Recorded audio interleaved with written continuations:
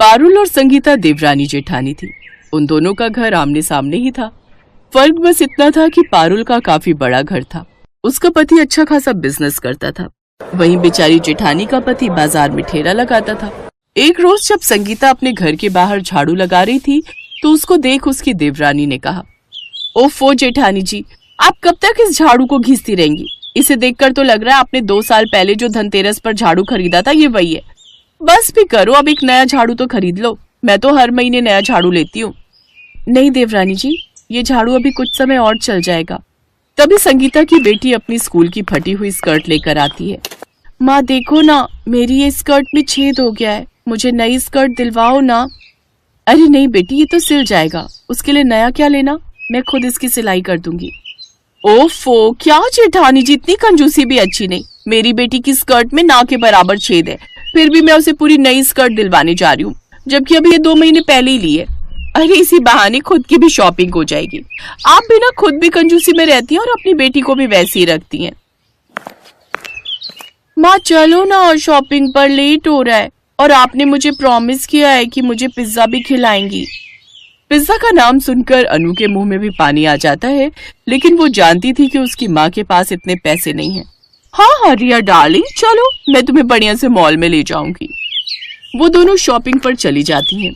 ऐसे कुछ दिन बीत जाते हैं। एक रोज दोनों देवरानी जेठानी एक ही दुकान पर चूड़ी खरीदने के लिए पहुंचती हैं। नहीं भैया, ये सस्ती सी चूड़ियां ये मुझे पसंद नहीं आ रही, ना ये मेरे लेवल की हैं। आप तो मुझे कोई महंगी चूड़ियां दिखा दीजिए। हाँ जी मैडम, हमारे पास तो बहुत अच्छी कलेक्शन रखी है। वैसे बहन जी आप भी बता दीजिए, आपको कितनी रेंज तक की चूड़ियां दिखानी है? भैया मुझे तो सबसे सस्ती वाली दिखाइए। आप मुझे ये 20 रुपए दर्जन वाली कांच की चूड़ी दिखा दीजिए। ओफो जेठानी जी, कभी तो ये कंजूसी छोड़िए, इतनी बचत भी सही नहीं है। कभी तो थोड़े पैसे खुद के लिए खर्च कर ही लेने चाहिए।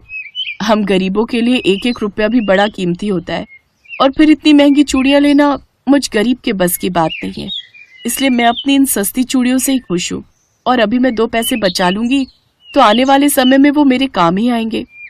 अब देवरानी महंगी चूड़ियां तो जेठानी सस्ती चूड़ियां खरीद लेती है। एक रोज अनु अपनी माँ से, माँ मैडम ने कहा है इस बार हमें किताबें स्कूल से नहीं मिलेंगी बल्कि बाहर से लेनी होंगी। पूरे 1000 रुपए की किताबें हैं। क्या, इतनी महंगी? कोई बात नहीं माँ, मैं तो किसी से मांग कर पढ़ लिया करूंगी। नहीं मेरी बच्ची, तेरी पढ़ाई को लेकर हम समझौता नहीं कर सकते। तेरा बाप तुझे नई किताब तो नहीं दिलवा सकता, लेकिन पुरानी किताब हम आधे रेट में तो ले सकते हैं। बिल्कुल ठीक कह रहे हैं आप। मैं ऐसी एक दुकान तो जानती हूँ। माँ बाबा हम इतने गरीब क्यों हैं? आप चाची को ही देख लो, वो कितने पैसे उड़ाती हैं। हम उनकी तरह अमीर क्यों नहीं हैं? बेटी, भगवान सबको एक जैसा नहीं बनाता। हम गरीबों को पैसे बड़े सोच समझकर खर्च करने होते हैं, और मैं चाहती हूँ कि मेरी बेटी आगे जाकर खूब पढ़े लिखे। लेकिन बेटी तू पढ़ लिख कर कितनी भी अमीर क्यों ना हो जाए, लेकिन शॉपिंग पर ज्यादा फिजूल खर्ची अच्छी बात नहीं। ठीक है माँ, आप बेफिक्र रहिए, मैं बड़ी होकर खूब पैसे कमाऊंगी और आपको भी शॉपिंग करवाऊंगी, लेकिन फिजूल खर्ची नहीं करूंगी। संगीता अनु को हमेशा बचत करना सिखाती, तो वहीं पारुल अपनी बेटी को कभी अच्छी सीख नहीं देती। ऐसे ही एक रोज, अरे रिया, तू क्यों ये प्रोजेक्ट बनाकर बेकार की मेहनत कर रही है? मैं अभी स्टेशनरी से तेरे लिए बना बनाया प्रोजेक्ट खरीद लाती हूँ। हमारे पास पैसों की कोई कमी थोड़ी ना है। आप तो बेस्ट माँ हो। मुझे लगा मैं आपसे ऐसा बोलती तो आप मुझे डांटती। इसमें डांटने वाली क्या बात है? जब पैसे से हर चीज खरीदी जा सकती है तो प्रोजेक्ट क्यों नहीं? अब पारुल अपनी बेटी के लिए बाहर से प्रोजेक्ट खरीद कर स्कूल में जमा करवा देती है, लेकिन इन सब से अब रिया की आदतें दिन पर दिन बिगड़ती जाती हैं। ऐसे ही एक दिन, माँ मुझे नहीं खाना ये बोर खाना, आप ऐसा करो मेरे लिए बाहर से कुछ अच्छा सा ऑर्डर कर दो। बेटा, तेरे पापा को बाहर का खाना पसंद नहीं, वो मुझे इसके लिए खूब सुनाएंगे। वैसे मेरे पास एक आइडिया है, हम सब्जी लेने के बहाने मार्केट जाते हैं और वहीं से कुछ खाकर आ जाएंगे।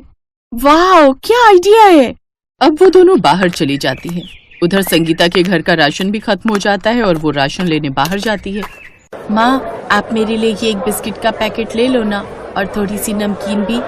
अरे नहीं बेटी, इतने में तो चाय पत्ती का एक पैकेट आ जाएगा। अब अपनी बेटी का मन मारकर वो चाय पत्ती ले लेती है। संगीता को खुद बहुत बुरा लगता है कि हर बार उसे अपनी बेटी का मन मारना पड़ता है, लेकिन अपनी गरीबी के कारण वो कुछ नहीं कर सकती थी। ऐसे ही समय बीता और दोनों लड़कियां बड़ी हो गईं। अनु जहाँ पढ़ने लिखने में अच्छी थी तो वहीं रिया बस नाइट पार्टीज, डिस्को और रेस्टोरेंट में ही पैसे फूंकती। एक रोज, रिया बेटी, तुम कल सारी रात कहाँ थी? और ये ऐसी क्या शॉपिंग कर ली तुमने कि मेरे क्रेडिट कार्ड की सारी लिमिट ही खत्म हो गई?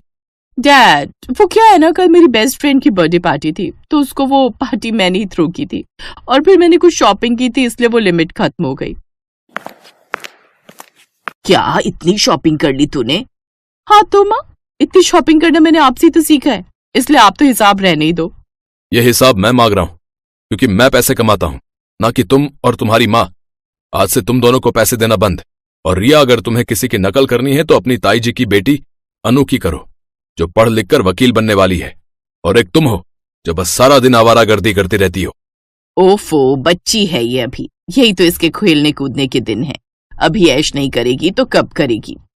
पारुल लगातार अपनी बेटी की गलत आदतों को बढ़ावा दे रही थी, जिससे वो नशे की लत में भी पड़ जाती है। तो वहीं अनु पढ़ लिख कर एक बड़ी वकील बन जाती है। अब पारुल को अपनी गलती का एहसास होता है, लेकिन वो चाहकर भी कुछ नहीं कर सकती थी। उसकी बेटी का भविष्य उसकी वजह से खराब हो गया। तो वहीं संगीता एक एक पैसे जोड़कर एक बड़ी वकील बन जाती है। अब अनु खूब पैसे कमाती है और अपनी माँ को भी शॉपिंग करवाती है।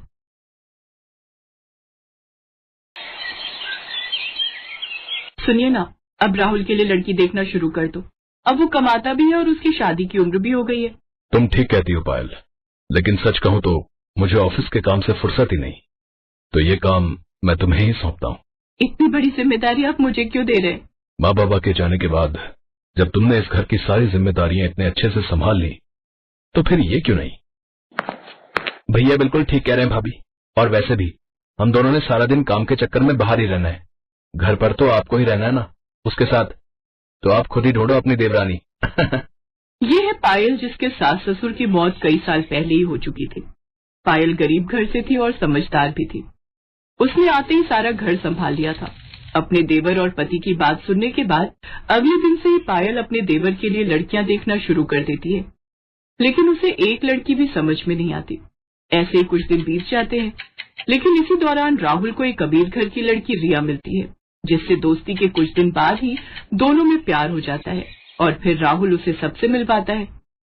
पायल और प्रवेश रिया के घर वालों से मिलते हैं, जहां शुरू में तो वो इस शादी के लिए मना करते हैं क्योंकि राहुल बड़े घर का लड़का नहीं था, लेकिन फिर रिया की मर्जी के आगे उन सबको झुकना ही पड़ता है और वो उनकी शादी के लिए मान जाते हैं।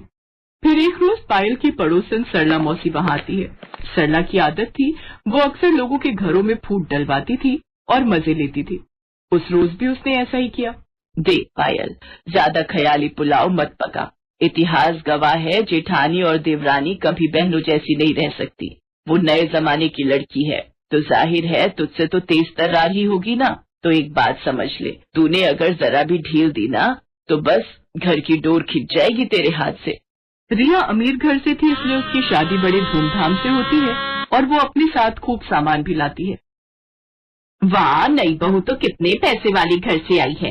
ये तो अपने साथ कितना दहेज लाई है। लेकिन जब बेचारी पायल आई थी, 2 जोड़ी कपड़े में ही आ गई थी। ये सब सुनकर पायल को अपनी देवरानी से जलन होने लगती है। शादी के बाद पायल उसे रहने के लिए ऊपर बना हुआ नया कमरा देती है, लेकिन कुछ ही दिनों में उसे नीचे का घर पुराना लगने लगता है और वो अपने पति से कहकर उस नए कमरे में शिफ्ट होने की बात करती है। होंगे वो अमीर घर से, लेकिन मेरे बाबा भी गांव के सरपंच हैं। हाँ, गरीब है लेकिन इज्जत वाले हैं, और मैं उससे पहले इस घर में आई हूँ, इसलिए ऊपर वाले नए कमरे में तो मैं ही रहूंगी।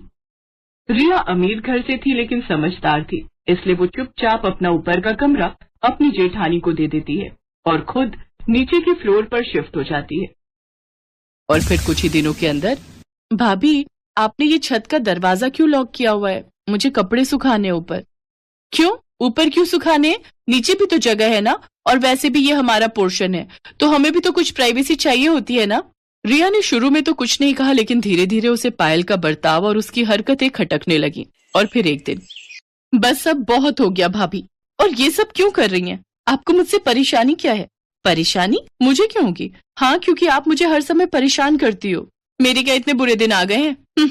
मुझे और भी काम होते हैं, समझी ना। भाभी, अगर आपके मन में कोई बात है तो हम बात कर सकते हैं, पर ऐसे एक दूसरे से मनमुटाव रखेंगे तो बड़ी दिक्कत हो जाएगी सच में। रिया की बात का पायल ने कोई जवाब नहीं दिया और वो उसे इग्नोर करके वहां से चली गई। अब तो रिया ने भी ठान लिया था कि वो भी अपनी जेठानी से वैसा ही व्यवहार करेगी जैसा वो उसके साथ कर रही थी। नतीजा ये हुआ कि आए दिन दोनों में बिना बात के खटपट होने लगी। उनकी इस तरह की लड़ाइयों से प्रवेश और राहुल भी परेशान हो गए। फिर एक दिन जब भरी दोपहर में पायल सब्जियां और राशन लेकर घर आई तो कई बार डोरबेल बजाने के बाद भी रिया ने घर का दरवाजा नहीं खोला। गर्मी से बेहाल पायल का पारा और चढ़ने लगा। रिया, ओ रिया, अरे कहाँ मर गई? उफ, अरे दरवाजा खोल जल्दी से। भाभी, अभी 15 मिनट और लगेंगे, वो मैं बाथरूम में हूं ना, इसलिए। रिया ने झूठ बोला था। वो ये सब पायल को सबक सिखाने के लिए कर रही थी। उधर तेज धूप में खड़ी पायल का गुस्सा बढ़ता जा रहा था और फिर जब काफी देर बाद रिया ने दरवाजा खोला तो पायल ने उसे खूब खरी खोटी सुनाई। नतीजा उस दिन देवरानी जेठानी के बीच इतना झगड़ा हुआ कि दोनों ने अब एक दूसरे से बात करना ही बंद कर दिया। कई महीने ऐसे ही बीत गए और फिर आया बारिश का मौसम। ओहो, ये बारिश कभी भी आ जाती है। उफ, मेरे कपड़े बड़ी मुश्किल से सूखे थे। तेज बारिश में रिया के सारे कपड़े भीग गए थे और ये देखकर पायल बस हंसे जा रही थी। और ये देखकर रिया को बहुत गुस्सा आ रहा था, लेकिन उसने पायल से कुछ नहीं कहा और चुपचाप अपने भीगे कपड़े लेकर अपने कमरे में आ गई। लेकिन तभी उसे कुछ याद आया। ओहो, ऊपर जाते हुए बेलन मेरे हाथ में था, लगता है ऊपर छत पर ही छोड़ाई, जाकर लाना पड़ेगा। बस महारानी ने फिर से छत का दरवाजा न लॉक कर लिया हो। रिया फौरन वापस छत पर गई तो दरवाजा खुला हुआ था। वो जैसे ही अपना बेलन लेकर वापस मुड़ी तो उसने देखा कि पायल तेज बारिश में भीगते हुए अपने कमरे की छत पर चढ़कर ईंटों के सहारे पन्नी लगा रही थी। अब हंसने की बारी रिया की थी और रिया ने इस मौके को जाने भी नहीं दिया। वो खूब हंसी और पायल भी खूब चिढ़ी। फिर रिया वापस नीचे आ गई, लेकिन जब कई घंटों तक बारिश नहीं रुकी और पायल के कमरे में लगातार पानी टपकता ही रहा तो रिया को पायल के लिए बुरा लगा। फिर कुछ सोचकर उसने ऊपर आकर पायल से कहा, भाभी अब बस करो, कपड़े बदल लो और नीचे आ जाओ वरना बीमार पड़ जाओगी, मैं चाय बना देती हूँ। रिया की बात सुनकर पायल हैरान थी, लेकिन सच तो यही था कि वो भी पानी सींच कर परेशान हो चुकी थी। वो फौरन कपड़े बदल कर नीचे गई तो रिया ने उसे गर्मा गर्म चाय पकड़ा दी। दोनों साथ बैठकर चाय पी रही थी, लेकिन आपस में कुछ बोल नहीं रही थी। तभी राहुल और प्रवेश भी घर आ गए। वो दोनों रिया और पायल को एक साथ चाय पीते देख हैरान भी थे और खुश भी। दूसरी तरफ बारिश लगातार हो रही थी। नतीजा ये हुआ कि रात के वक्त पूरे मोहल्ले में बाढ़ आ गई और नीचे होने की वजह से रिया और राहुल के कमरे में रात के वक्त पानी भरने लगा। रिया, राहुल, ऊपर आ जाओ, जल्दी करो, नीचे पानी बढ़ रहा है। राहुल और रिया कुछ संकोच के साथ ऊपर चले आए। फिर पूरे 2 दिनों तक रिया और राहुल ऊपर वाले कमरे में पायल और प्रवेश के साथ ही रहे। ये पहली बार था जब रिया और पायल एक साथ रहे थे और पहली बार ही उन्हें एक दूसरे को अच्छे से जानने का मौका भी मिला था। बातों ही बातों में पता चला कि असल में सरला मौसी तो रिया को भी पायल के खिलाफ भड़का रही थी। अब जाकर पायल को अपनी गलती समझ आई। फिर एक दिन, अब अरे तुम दोनों एक साथ? हाँ मौसी, क्यों? नहीं, मैं तो बस ऐसे ही पूछ रही थी। ये लो मौसी, प्रसाद खाओ। हम दोनों साथ में मंदिर गए थे। सच में माता रानी ने हमारी आंखें खोल दी। सिर्फ आंखें नहीं, माता रानी ने तो हमारे कान भी खोल दिए ना भाभी। रिया की इस बात पर दोनों जोर जोर से हंसने लगी, लेकिन सामने खड़ी सरला की सूरत बस देखने लायक थी।